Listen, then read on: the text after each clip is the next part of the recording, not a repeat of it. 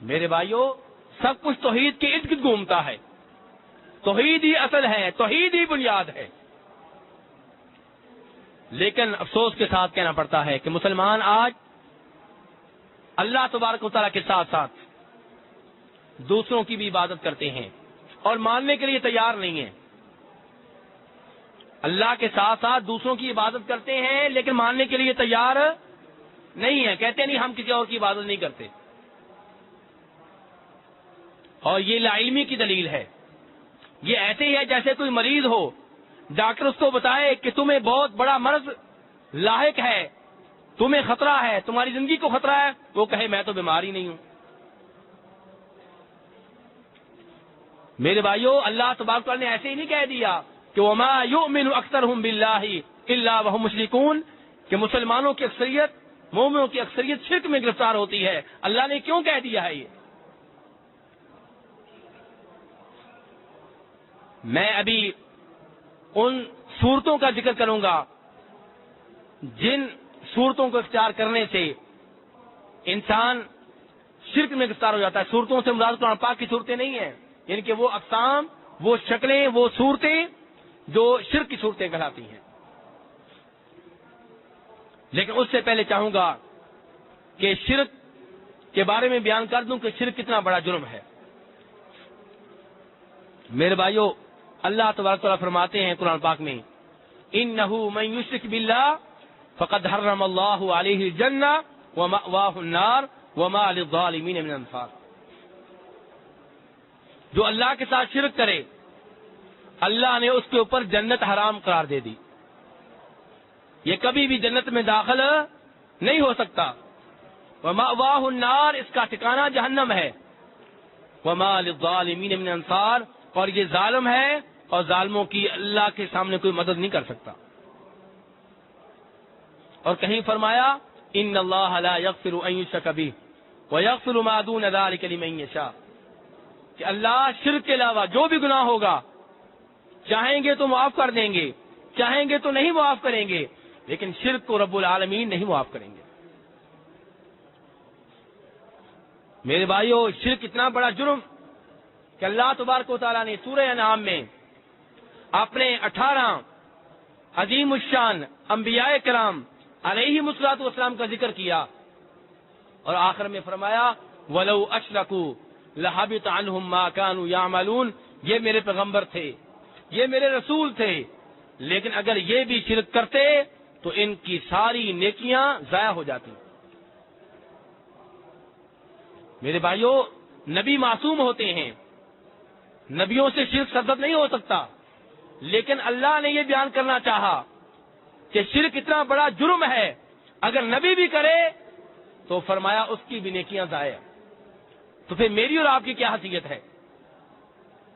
سورہ زمر میں فرمایا وَلَقَدْ أُوحِيَ إِلَيْكَ وَإِلَى الَّذِينَ مِنْ قَبْلِكَ لَئِنْ أَشْرَكْتَ لَيَحْبَطَنَّ عَمَلُكَ وَلَتَكُونَنَّ مِنَ الْخَاسِرِينَ, کہ آپ کی جانب بھی وحی کی جا رہی ہے اور آپ سے پہلے جو بھی نبی آئے, رسول آئے, ان کی طرف بھی ہم نے یہ وحی کی. کیا وحی ہو رہی ہے کہ لَئِنْ أَشْرَكْتَ, کہ اگر آپ بھی شرک کریں گے لَيَحْبَطَنَّ عَمَلُكَ, تو آپ کے بھی نیک اعمال ضائع ہو جائیں گے, وَلَتَكُونَنَّ مِنَ الْخَاسِرِينَ, اور آپ کا شمار بھی ان میں سے ہوگا جو خسارے میں رہیں گے, جو گھاٹے میں رہیں گے. بَلِ اللَّهَ فَاعْبُدْ, صرف اللہ کی عبادت کیجئے, وَكُن مِنَ الشَّاكِرِينَ, اور رب کے شکر گزار بندوں میں سے ہو جائیے. تو میرے بھائیوں اندازہ کیجئے کہ شرک کتنا بڑا جرم ہے کہ اگر نبی بھی کرے تو اس کے اعمال بھی ضائع, حالانکہ نبی شرک کرنے والے نہیں ہوتے. میرے بھائیوں شرک اتنا خطرناک جرم ہے کہ انبیاء کرام اس سے پناہ مانگا کرتے تھے. جناب ابراہیم علیہ السلام کی یہ دعا تھی وَجْنُبْنِي وَبَنِيَّ أَن نَّعْبُدَ الْأَصْنَامَ, یا اللہ مجھے اور میرے بیٹوں کو, میری اولاد کو بتوں کی پرستش سے بچانا. میرے بھائیوں شرک کیسے شروع ہوتا ہے؟ شرک کی ابتدا کیسے ہوتی ہے؟ شرک کی ابتدا اس وقت ہوتی ہے جب ہم کسی چیز کو جو اس کا مقام ہے اس سے اوپر بڑھاتے ہیں, اس سے اوپر لے کے جاتے ہیں, تو یہاں سے شرک کی ابتدا ہوتی ہے.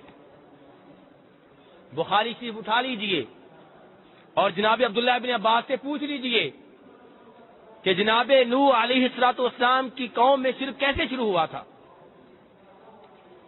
میرے بھائیو، آپ جانتے ہیں کہ نوح علیہ السلام کتنے سال تبلیغ کرتے رہے؟ 950 سال، یعنی کہ 9 صدیاں اور 50 سال۔ میرے بھائیوں، مجھے بتائیے کہ نوح علیہ السلام میں کیا کمی تھی؟ کوئی کمی نہیں تھی۔ نبی تھے، یقیناً خوبصورتی میں سب سے آگے ہوں گے، اچھی گفتگو کرنے میں سب سے آگے ہوں گے، اخلاق کے لحاظ سے سب سے آگے ہوں گے، شخصیت کے لحاظ سے سب سے آگے ہوں گے، کوئی کمی نہیں ہوگی۔ لیکن 950 سال تبلیغ کرتے رہے، رزلٹ کیا ہے؟ نتیجہ کیا ہے؟ وما آمن معه الا قلیل، فرمایا کہ ان کے اوپر ایمان لانے والے بہت تھوڑے تھے۔ کیوں بھائی؟ اس لیے کہ شرک اتنا خطرناک جرم ہے، جب اس کی ابتدا ہو جائے، جب کسی قوم میں سرایت کر جائے، جب کسی قوم میں داخل ہو جائے، تو اس مرض کا علاج بہت مشکل ہوتا ہے۔ یہ وہ مرض ہے جس کو ختم کرتے کرتے کئی انبیاء کرام علیہ الصلوۃ والسلام ختم ہو گئے۔ اس کو ختم کرتے کرتے کئی انبیاء کرام علیہ الصلوۃ والسلام کے سروں پہ آری رکھی گئی اور انہیں 2 حصے کر دیا گیا۔ میرے بھائیو، شرک اتنا خطرناک جرم ہے کہ اس سے روکنے کی پاداش میں جناب رسول اکرم صلی اللہ علیہ وسلم کو نعوذ باللہ پاگل، مجنون اور شاعر اور کاہن کہا گیا۔ تو میرے بھائیو، یہ شرک کیسے شروع ہوتا ہے؟ عبداللہ ابن عباس فرماتے ہیں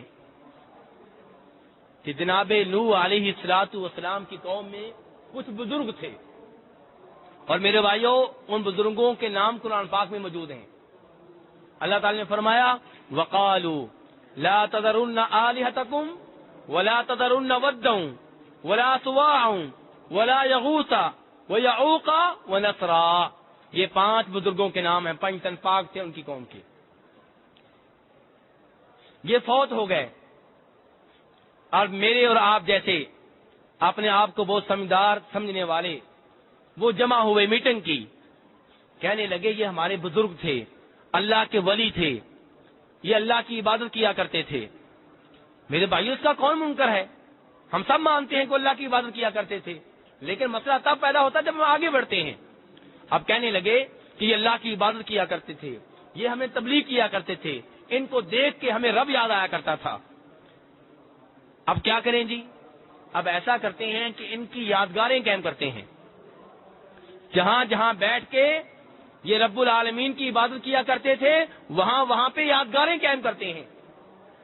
ان یادگاروں کو دیکھ کے رب العالمین کی ہمیں یاد آیا کرے گی۔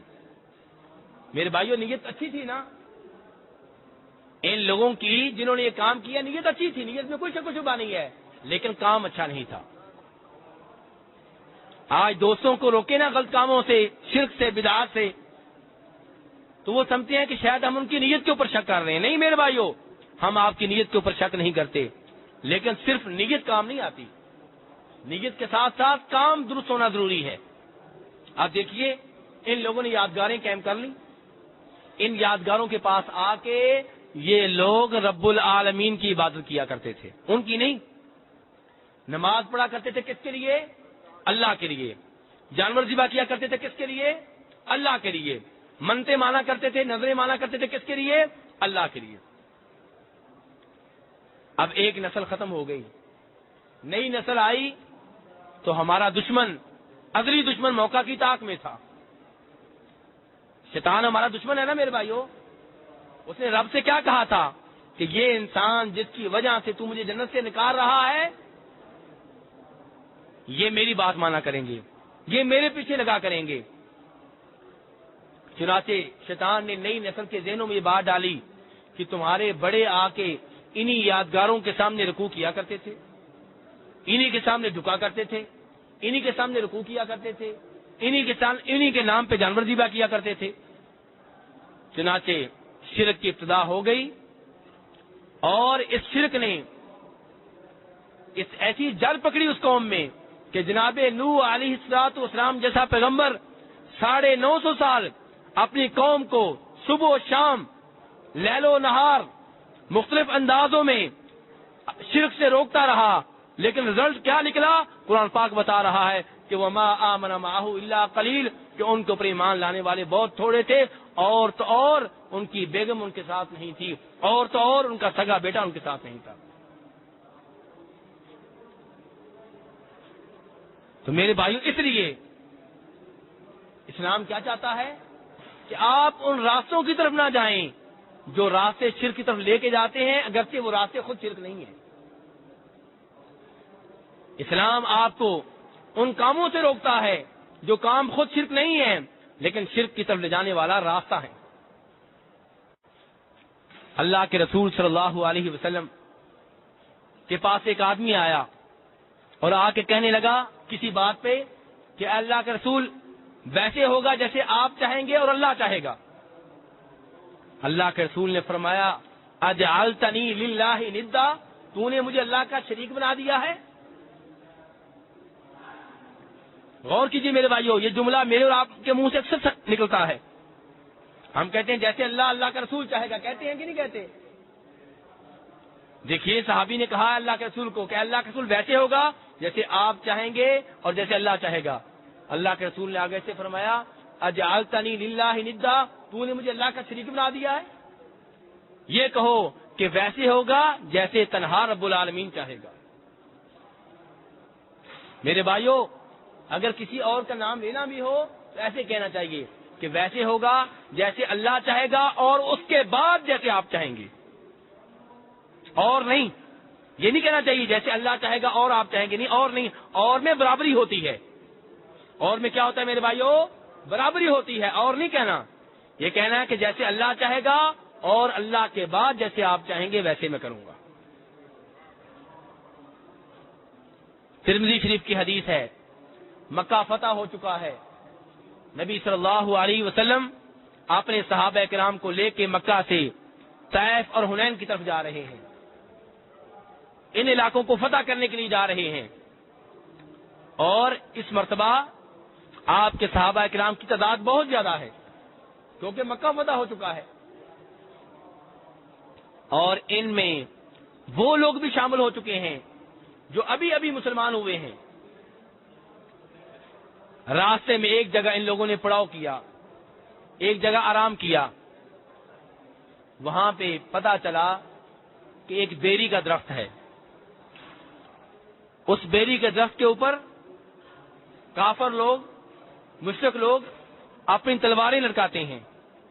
کیوں لٹکاتے ہیں میرے بھائیو؟ برکت حاصل کرنے کے لیے، برکت حاصل کرنے کے لیے، نفع حاصل کرنے کے لیے اس درخت کے ساتھ اپنی تلواریں لٹکاتے ہیں، داغے باندھتے ہیں، دوپٹے باندھتے ہیں، چادریں باندھتے ہیں۔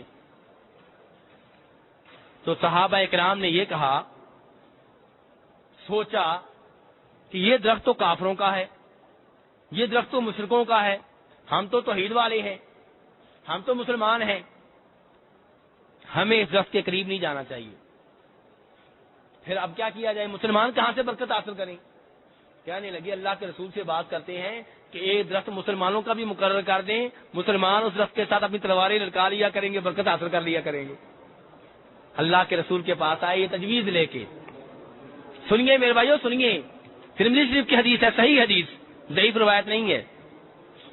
اللہ کے رسول کے پاس آئے صلی اللہ علیہ وسلم کے پاس، اور کہا اللہ کے رسول کہ جیسے یہ درخت ہے کافروں کا، مشرکوں کا، وہ اس سے برکت حاصل کرتے ہیں، اس کے ساتھ تلواریں لٹکاتے ہیں، آپ ایک درخت ہم مسلمانوں کے لیے بھی مقرر کر دیجئے۔ اللہ اکبر، اللہ اکبر۔ اللہ کے رسول صلی اللہ علیہ وسلم حیران رہ گئے اس تجویز کے اوپر۔ غصہ اپنی جگہ پہ، حیرانگی اپنی جگہ پہ، فوراً کہا اللہ اکبر، اللہ اکبر۔ عربی میں کلمہ اس کو بولتے ہیں جب کوئی ایسی بات آپ سنیں یا دیکھیں جو بہت حیرانی والی ہو، تو آپ نے کہا اللہ اکبر، اور پھر فرمایا تم نے تو وہی بات کہی ہے جو موسیٰ علیہ السلام سے بنو اسرائیل نے کہی تھی۔ یاد ہے میرے بھائیوں کیا بات کہی تھی؟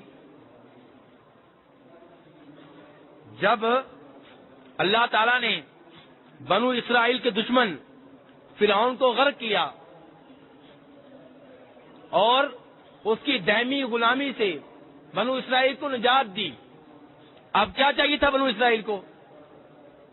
ساری زندگی اللہ کی عبادت میں گزار دیتے، ساری زندگی اللہ کا شکریہ ادا کرنے میں گزار دیتے، لیکن جو ہی سمندر کراس ہوا،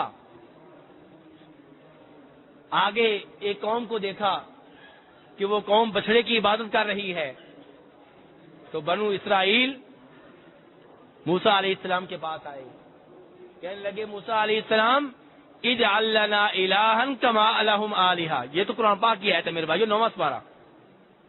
کہنے لگے موسیٰ علیہ السلام، موسیٰ اجعل لنا الہا، ہمارا بھی ایک خدا مقرر کر دیں، ہمارا بھی ایک معبود مقرر کر دیں، ان لوگوں کے کئی معبود ہیں، ہمارا ایک ہی مقرر کر دیں آپ۔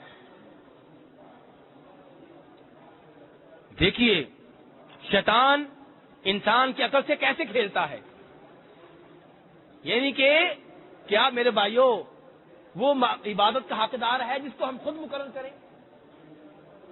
انسان کم از کم اتنا ہی سوچ لے کہ جس کو میں اپنے ہاتھ سے بناؤں گا، جس کو اپنے ہاتھ سے میں معبود قرار دوں گا، جس درخت کی تعیین میں خود کروں گا، جس پتھر کی تعیین میں خود کروں گا کہ یہ معبود ہے، ایسا درخت، ایسا پتھر عبادت کا حقدار ہو سکتا ہے؟ یعنی کہ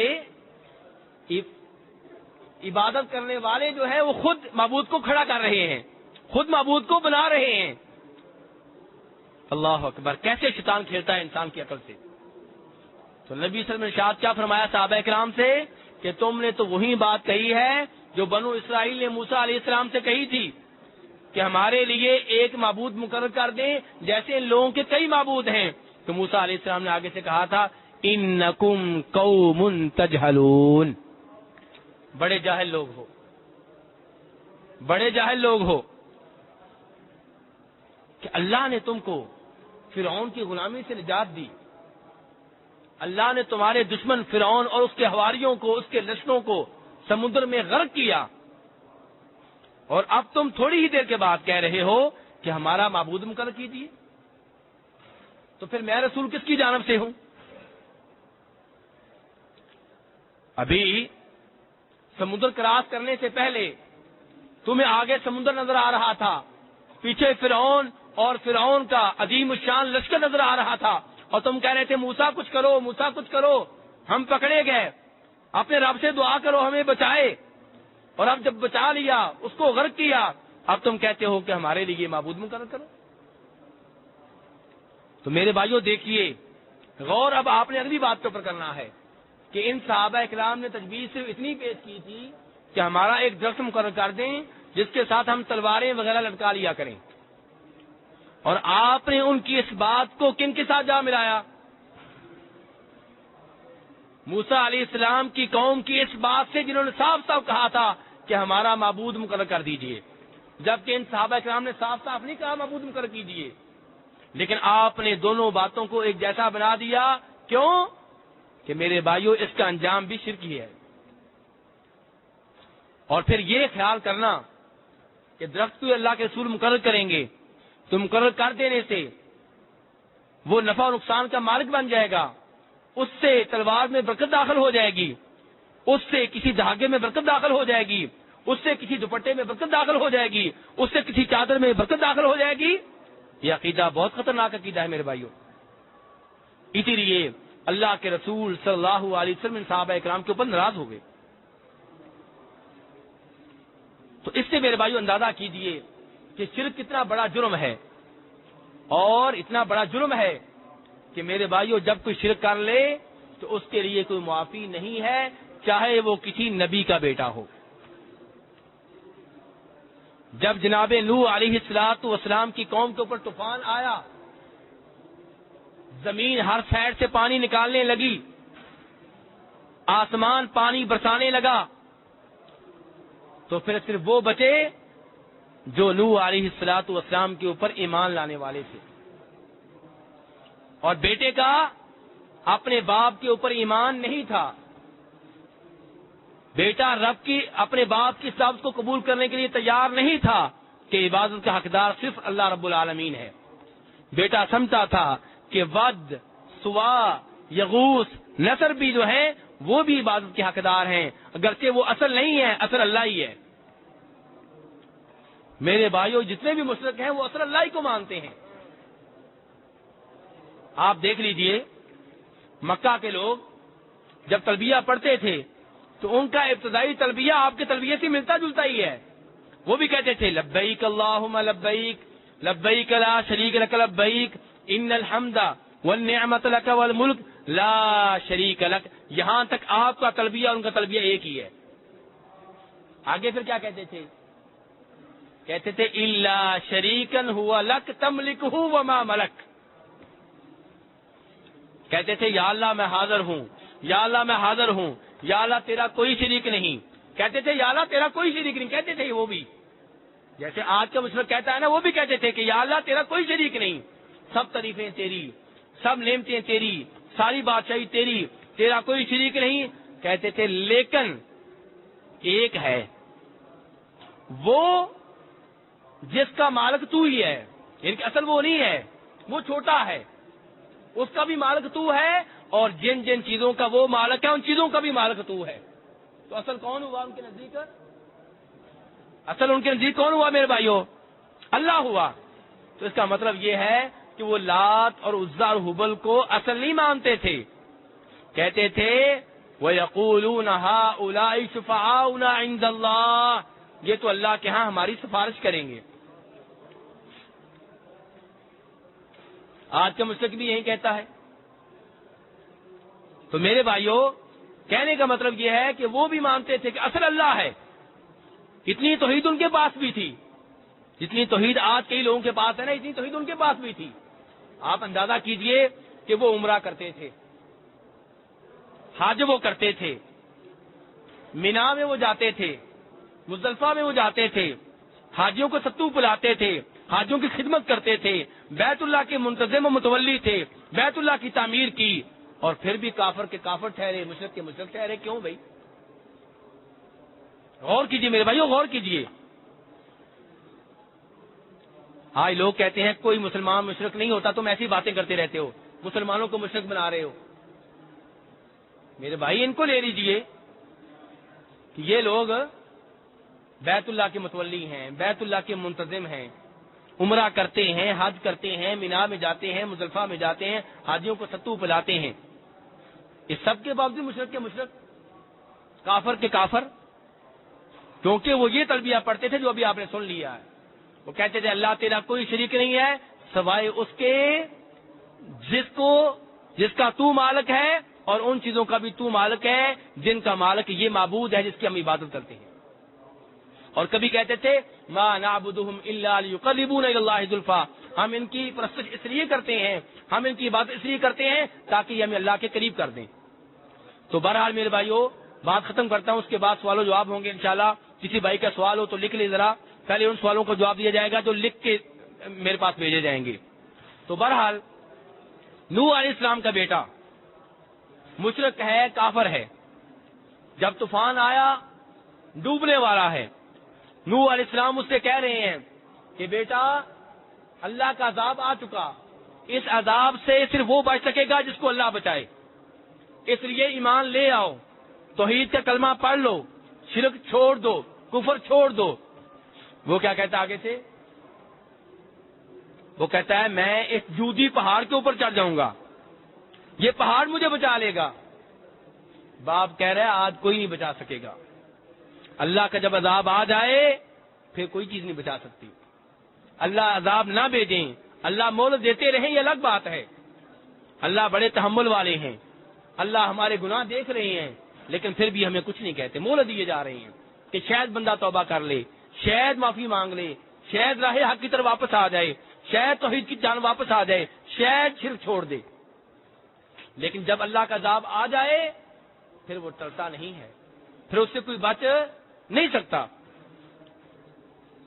جب باپ نے دیکھا کہ بیٹا تو کلمہ پڑھنے کے لیے تیار نہیں ہے، وہ توحید کی جانب آنے کے لیے تیار نہیں ہے، تو اب اللہ کی جانب ہاتھ پھیلا دیے، کہا اے اللہ میرا بیٹا ڈوب رہا ہے، ان نبنی من اہلی، میرا بیٹا میرے اہل و عیال میں سے ہے، میری اولاد ہے، میرا خون ہے، وَإِنَّ وَعْدَكَ الْحَقُّ، یا اللہ تو جو وعدہ کرے وہ وعدہ سچا ہوا کرتا ہے، وَأَنْتَ أَحْكَمُ الْحَاكِمِينَ۔ اللہ نے آگے سے کیا کہا؟ ٹھیک ہے نوح، اللہ نے کیا کہا کہ نوح تو نے چونکہ 950 سال تبلیغ کی ہے، 950 سال توحید میری بیان کی ہے، 950 سال لوگوں کو شرک سے ڈرایا ہے، شرک سے بچایا ہے، اس لیے میں تمہارے بیٹے کو چھوڑ رہا ہوں؟ نہیں نہیں نہیں میرے بھائیوں، نہیں، شرک آ جائے کسی کے لیے معافی نہیں ہے، چاہے کوئی کسی نبی کا بیٹا ہو، چاہے کوئی کسی نبی کا رشتہ دار ہو، کسی کے لیے معافی نہیں ہے۔ فرمایا یا نوح انہ لیس من اہلک، نوح یہ تو تمہارا بیٹا بنتا ہی نہیں ہے۔ کیوں نہیں بنتا؟ انہ عمل غیر صالح، اس کے تو اعمال ہی اچھے نہیں ہیں، اس کے تو کام ہی اچھے نہیں ہیں۔ اور یہاں پہ بات نہیں کی اللہ تعالیٰ نے، بلکہ آگے سے کہا گیا فلا تسألنی ما لیس لک بہ علم، نوح آئندہ ایسا مطالبہ مت کرنا جس مطالبے کی حقیقت کا تمہیں علم نہ ہو۔ میرے بھائیو، آج لوگ کہتے ہیں کہ میں نے ایک پیر پکڑا ہوا ہے، ان کی عرس کے موقع پہ چادر چڑھاتا ہوں، دیکھ کرتا ہوں، وہ مجھے بچا لے گا، وہ میری سفارش کرے گا۔ یہاں دیکھیے وہ نوح عظیم الشان پیغمبر، کئی پیغمبروں کے باپ، 950 سال توحید کی دعوت دینے والے، 950 سال شرک سے روکنے والے، اللہ سے درخواست کر بیٹھے کہ یا اللہ میرے بیٹے کو بچا لے۔ اللہ نے آگے سے کہا انی اعیدک ان تکون من الجاہلین، کہ نوح آئندہ اگر ایسا مطالبہ کیا تو تمہارا شمار جہلوں میں سے کر دوں گا۔ قرآن پاک ہے میرے بھائیو، قرآن پاک پڑھ کے دیکھیے، یہ قرآن پاک میری اور آپ کی ہدایت کے لیے نازل ہوا ہے۔ اسی لیے لوگ کیا کہتے ہیں، کئی لوگ کہتے ہیں قرآن پاک پڑھیں گے تو آپ گمراہ ہو جائیں گے، قرآن پاک نہ پڑھیں۔ استغفر اللہ۔ اللہ تعالیٰ کہیں وَلَقَدْ يَسَّرْنَا الْقُرْآنَ لِلذِّكْرِ، ہم نے قرآن پاک آسان کر کے نازل کیا ہے نصیحت حاصل کرنے کے لیے، اور یہ کہتے ہیں کہ آپ گمراہ ہو جائیں گے۔ شاید ان کی مراد پھر یہی ہے کہ آپ شرک کی راہ چھوڑ کے توحید کے اوپر آ جائیں گے، تو ایسی گمراہی ہمیں 1000 بار قبول ہے جو شرک چھوڑ کے توحید کی طرف لے کے آئے۔ میرے بھائیو، جب نوح علیہ السلام کو یہ کہا گیا تو آگے سے انہوں نے کیا کہا؟ میرے بھائیو، یہاں لاڈ نہیں چلتا۔ کیا کہا؟ ربی انی اعوذ بک ان اسألک ما لیس لی بہ علم، ہاتھ کھڑے کر دیے کہ یا اللہ میں تیری پناہ میں آتا ہوں، یا اللہ اپنی پناہ میں مجھے لے لے، آئندہ مجھ سے ایسا سوال نہ ہو جس کا مجھے علم نہ ہو۔ وَإِلَّا تَغْفِرْ لِي وَتَرْحَمْنِي، وَإِلَّا تَغْفِرْ لِي، اتنی عربی آپ کو بھی آتی ہوگی، وَإِلَّا تَغْفِرْ لِي وَتَرْحَمْنِي أَكُن مِّنَ الْخَاسِرِينَ، یا اللہ اس دفعہ معاف کر دے، اگر تو نے مجھے معاف نہ کیا، تیری رحمت میرے اوپر نازل نہ ہوئی تو میں گھاٹے میں رہوں گا، میں نقصان میں رہوں گا۔ میرے بھائیو، خلاصہ کلام یہ ہے کہ آپ نے عقیدے کی حفاظت کریں، کوئی ایسا کام نہ کرے میرے بھائیو جو شرک کی جانب لے کے جائے۔ یہ بدشگونی لینا، یہ قبر والوں کی پرستش کرنا، یہ قبروں کا طواف کرنا، یہ قبروں کو سجدے کرنا، یہ قبروں کو رکوع کرنا، یہ قبروں کے سامنے جھکنا، یہ قبروں کے جو کنارے ہوتے ہیں ان کو بوسے دینا، میرے بھائیو یہ سارے کام یا شرک ہیں یا شرک کی طرف لے جانے والے ہیں۔ قبر والوں سے بیٹے مانگنا، قبر والوں سے شفا مانگنا، قبر والوں کو پکارنا، اور میرے بھائیو ایسے منکے پہننا، ایسی انگوٹھیاں پہننا، ایسے کڑے پہننا جن کے بارے میں آپ یہ سمجھیں کہ یہ مجھے فائدہ پہنچاتے ہیں، یہ مجھے بیماری سے بچاتے ہیں، یہ مجھے نقصان سے بچاتے ہیں، میرے بھائیو یہ سارا شرک ہے۔ اور ان کے پاس جانا، ان نجومیوں کے پاس جانا جو غیبی خبریں بتانے کا دعویٰ کرتے ہیں۔ اللہ کے رسول نے فرمایا صلی اللہ علیہ وسلم نے کہ جو کسی نجومی کے پاس گیا اور جو نجومی نے بتایا اس نے اس کو سچا جانا، ایسا آدمی کافر ہے، وہ قرآن پاک کا منکر ہے، وہ مسلمانوں میں سے نہیں ہے۔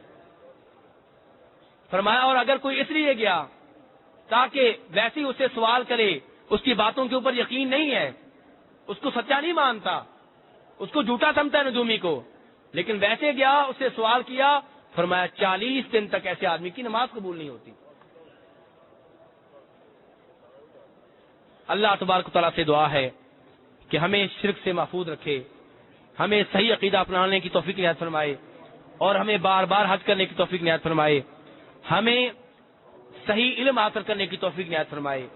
میرے بھائیوں، ایسی مدرسے جن میں آپ بیٹھتے ہیں، یہاں سے آپ کو علم ملتا ہے، یہاں سے آپ کو توحید ملتی ہے، یہاں سے آپ کو پتہ چلتا ہے کہ کون کون سی چیزیں شرک ہیں. ان میں بیٹھا کریں، رب العالمین کی ایسی محفلوں کے اوپر رحمتیں برکتیں نازل ہوتی ہیں. وآخر دعوانا الحمدللہ رب العالمین.